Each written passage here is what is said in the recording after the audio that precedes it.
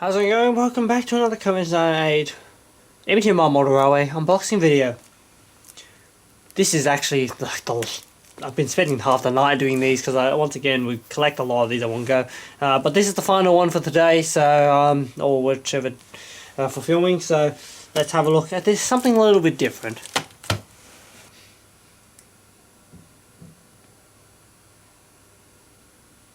Hope everyone has been well. So today we are going to take a look at this little small neat pack from Kato.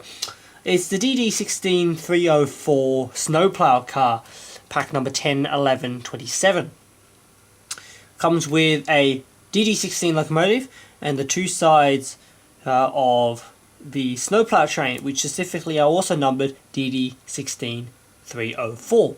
So this is its train. So we'll take a quick look around the box.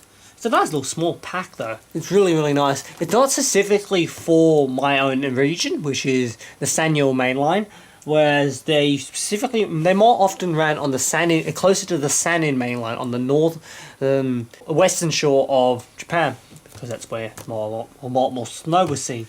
Let's take a quick look around. It's pretty standard sort of stuff from Kato. You get your breakdown on the back, which shows how the formation of the carriages would work. Just basically, you have it in the center. You can also buy just the locomotive, 713-1, and this one will. What's it called? So you can just get the single locomotive if you would like to, if you don't want the power unit, thingos. But the prices of them is about. It doesn't make much difference compared to buying the pack or buying the thing. Or at least now that they're a little bit old. This was also obviously an import. These aren't specifically fully available in Australia.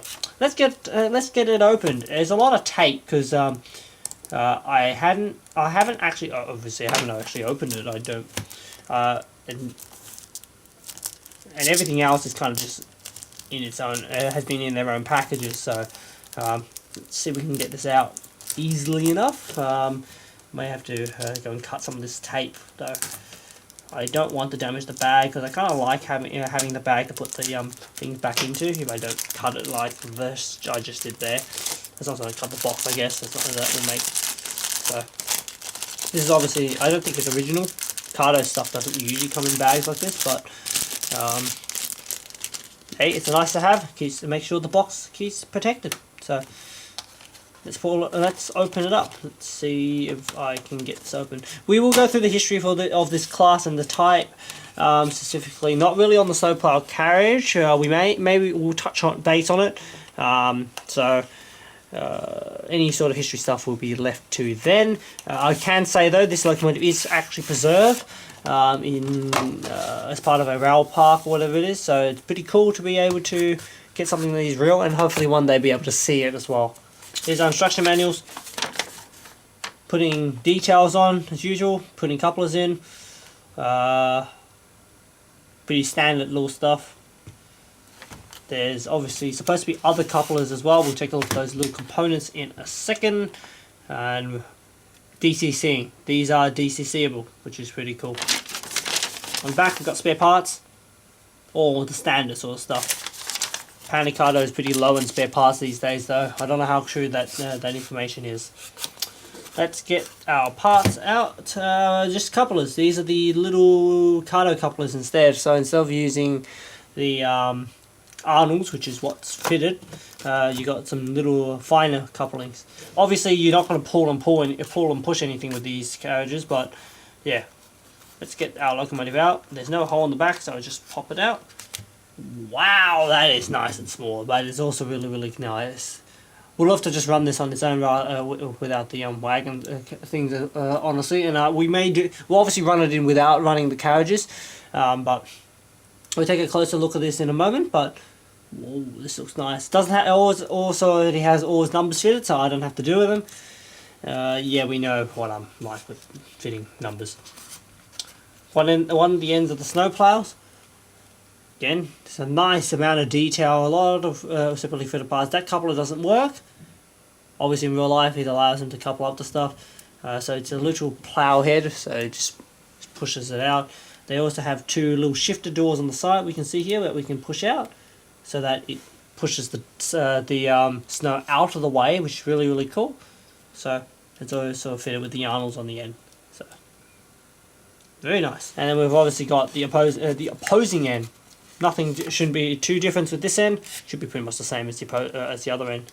Once again, you got the two door wings that allows the snow to be pushed away from the tracks rather than into the locomotive. So very cool little pack.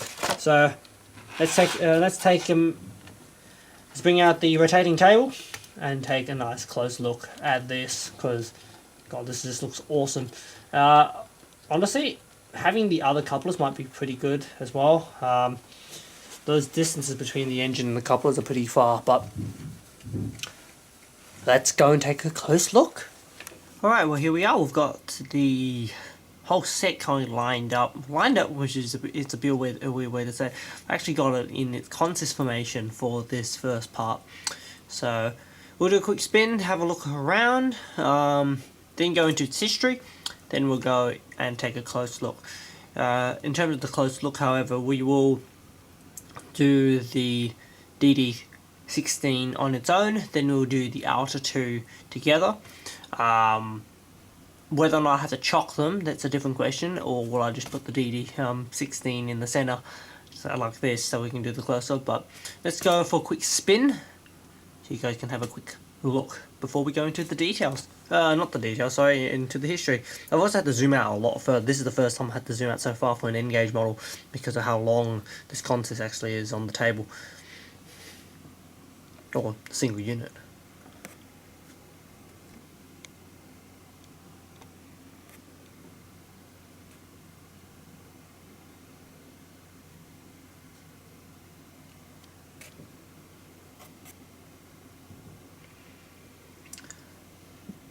Let's go into its history.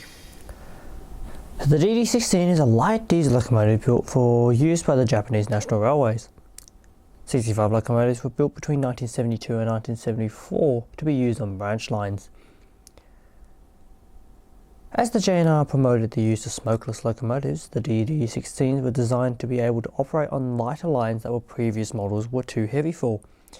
They will replace the C11, C12 and C56 steam locomotives from their duties throughout Japan. However, from the late 1970s, a lot of branch lines were closed. So because the DD16s were unsuitable for most other duties, they began to be retired.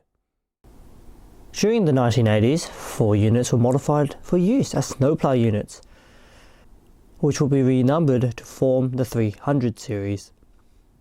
As the railways were privatised, only a small group were still in service and were divided to the private operators. The class was finally retired in 2021, with JREs retiring DD16-20. Our unit, DD16-304, was retired in 2015 from snowplow duties by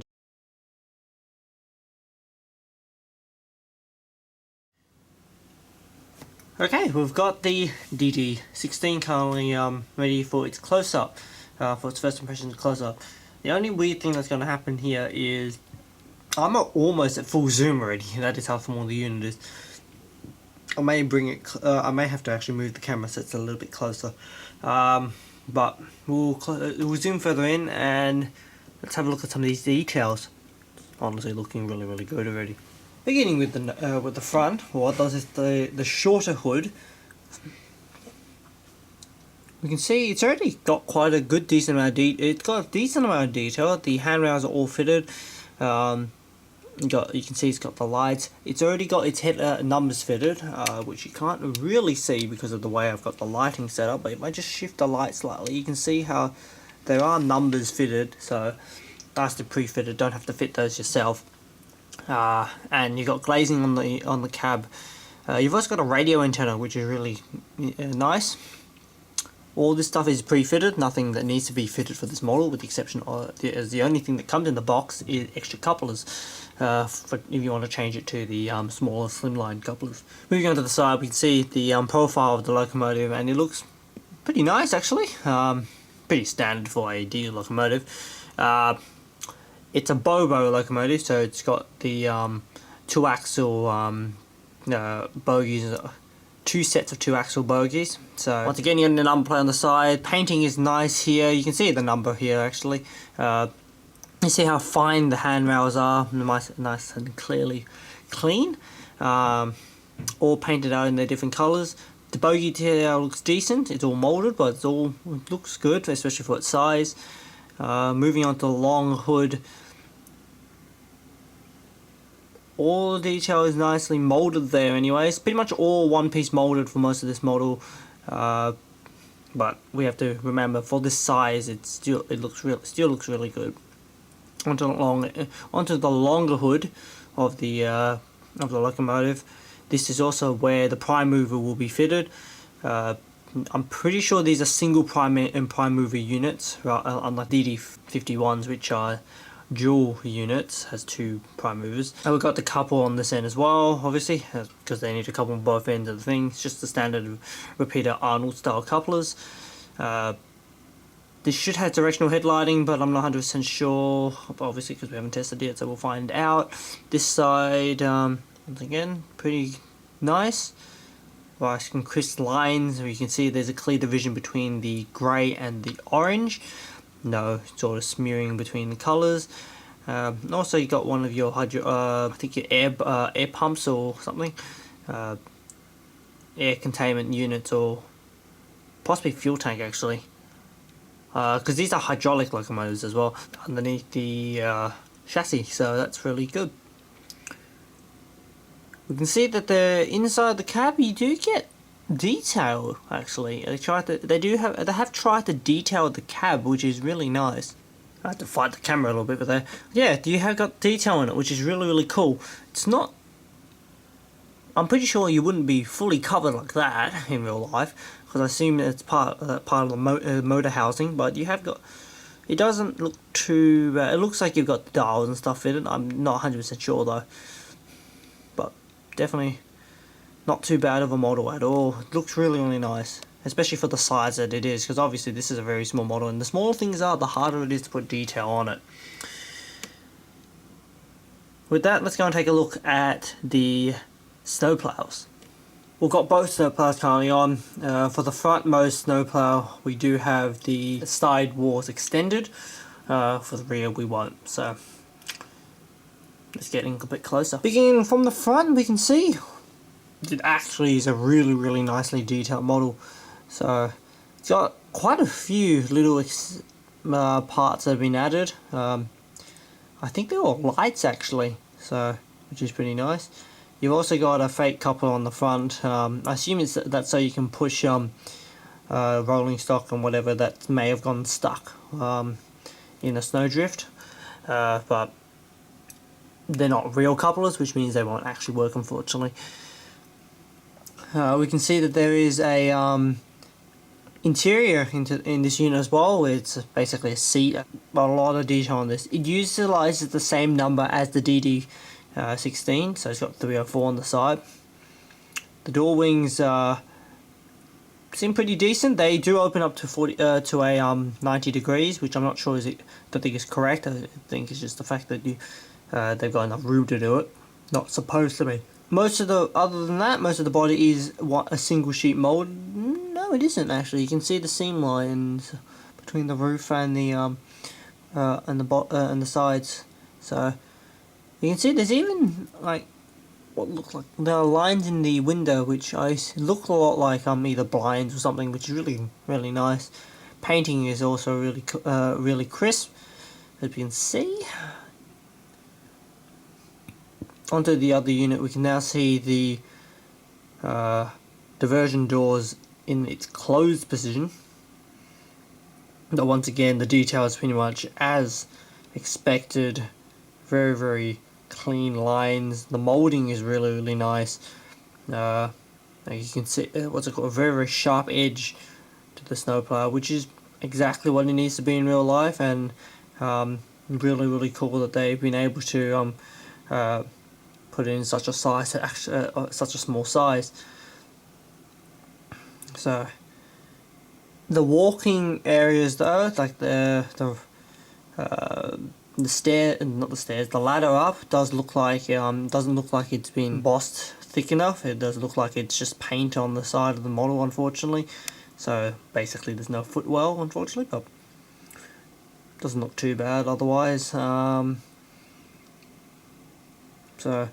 yeah, really nice, really high quality, matching with the locomotive. By default, these models are all fitted with Arnold repeater couplers. And back on our starting unit. So there we go. Definitely not bad at all. It does look really nice. These are just wagons specifically, so they do just roll. There are no motor electronics inside other than lights, I think. So yeah, not too bad at all. Let's jump over to the layout and give the model obviously a running in, and then we'll give the consist a bit of a run around our little test track. Alright, we're here on the layout. We should have seen this in the last video, same setup, so all filmed in the same batch. We've got our DD51 currently sitting there, so let's bring it out.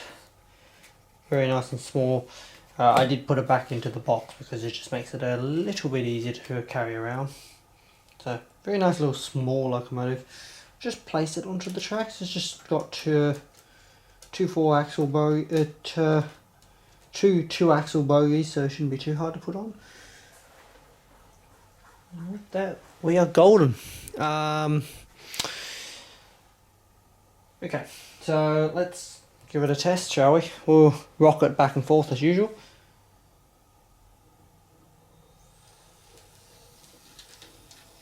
It's derailed. Yes. So small that I couldn't even realise I didn't have it railed on properly. So.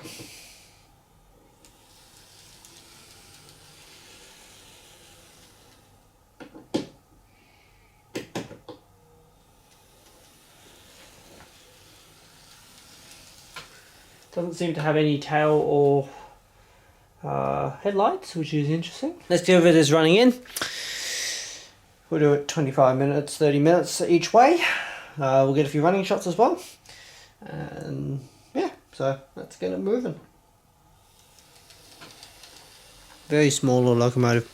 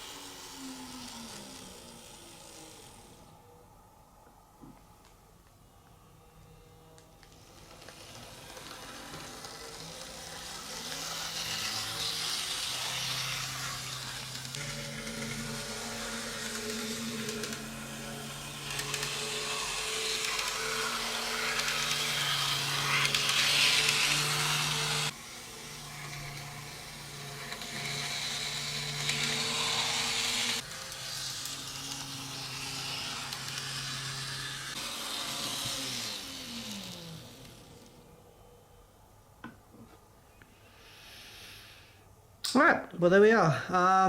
Yeah, a bit surprising that there's no headlights, which is probably fair enough, and probably like obvious to some people because they can actually read the instruction manuals, but something I can't do. So let's get these on. Shouldn't be too hard to get them on. They're only stuck in the box at the moment. Oops. Yep, sorry about that. I don't really want to break the models before I put them on. Should be fine. So we'll just rail it on. I always plan to have this railed on a bit earlier, but I realised it's probably better to just rail it on camera. It doesn't want to come out again, so I'll just flip the box around, let it drop. And let's on. I'm doing it a little bit differently, I realise. Usually I'll put it on a tripod and make it all nice and professional, but this time I thought may as well do it like that. We can take that away. Alright. Let's quickly so there are headlights on the wagon, which is really nice. So I think the rear probably has some red lights as well.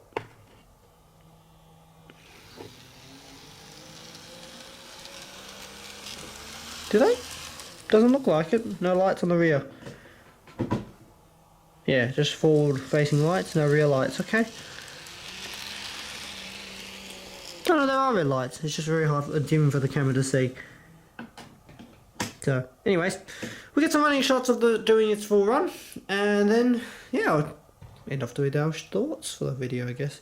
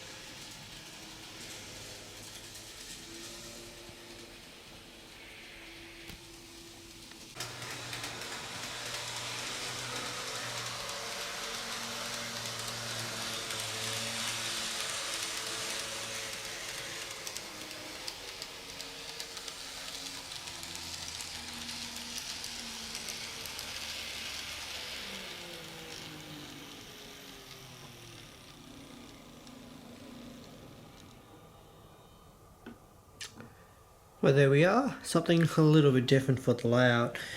What do we think? Not too bad, is it? Cute little thing. Definitely a really oddball for the fleet.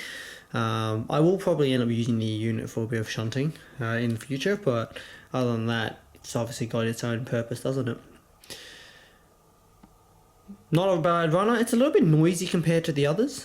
Maybe the PWM in the controller isn't doing it that well, but the wagons are really nice. Runs really nicely, I've noticed. Nice to have the lights on it. Fortunately, the locomotive doesn't have any lights, but again, makes sense because it doesn't need it.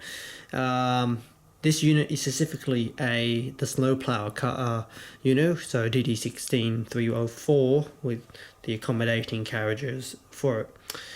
So yeah, what's my thoughts? Really nice. Something very different for the layout, obviously. So obviously not really a normal thing to run. It's more of a and also obviously a little bit out of region for what I do, but definitely something different and nice to have. Will I run it often?